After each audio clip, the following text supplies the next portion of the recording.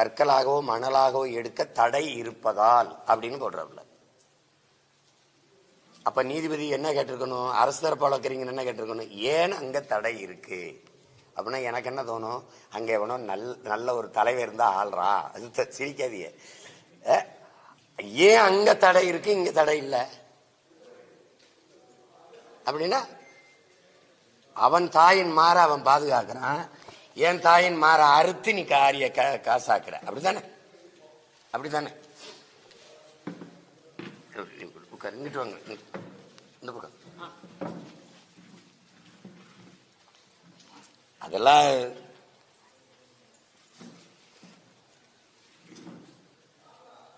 நீதிமன்றத்துக்கு போனா சட்டப்படி எந்த குவாரியும் இயங்கலைங்கிறாங்க. அப்புறம் எப்படி மறுபடியும் இவ்வளவு இது வருது? அதிகப்படியா உங்க எல்லாருக்கும் தெரியுங்க. நீங்க இப்ப எனக்கு அந்த கவலை இல்லை, ஏன்னா என் மண்ணில் மழை இல்லை, ராமநாதபுரம் சிவகங்கையில இல்லை, கடல் இருந்தும் அதனால எனக்கு பயன் இல்லை.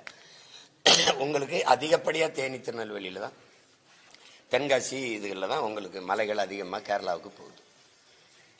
இப்போ குழிப்பாறையை வெட்டுவது, பாறை நமக்கு தேவைப்படுது, ஆற்று மணல் தேவைப்படுது அப்படின்னா இந்த மண்ணின் மக்களின் மணல் தேவைக்கு மட்டும் இந்த ஆற்று மணல்களை அள்ளி இருந்தால் 500 ஆண்டுகளுக்கு கொண்டு போயிருக்கலாம். இப்போ 3 அடி தானே அள்ளணும்னு சட்டம் இருக்கு. அப்ப இரும்பு கை கொண்டு 30 அடி 40 அடி ஆழத்துக்கு அள்ள அனுமதிச்சது யாரு?